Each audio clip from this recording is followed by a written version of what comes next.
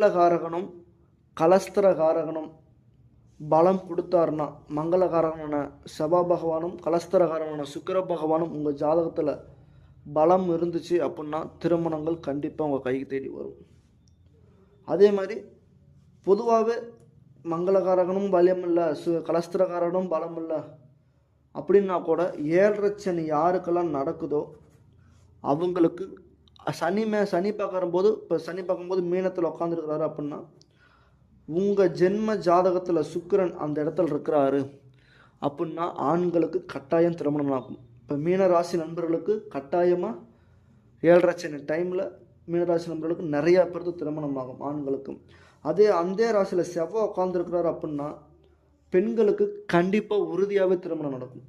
இது வரைக்கும் திருமணம் ஆகாமல் இருக்கிறவங்க, லவ் பண்ணிட்டு இருக்கிறவங்க, லவ் பண்ணுறது சக்ஸஸ் ஆகுமா அப்படின்றவங்களுக்கு கூட இந்த டைமில் உறுதியாக நடக்கும்.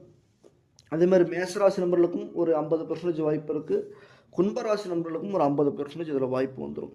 இது எந்த ஒரு கிரகநிலை அடிப்படையும் இல்லாமல் குரு பலனே இல்லைனாலும் இந்த டைமில் கண்டிப்பாக திருமணம் ஆகும்.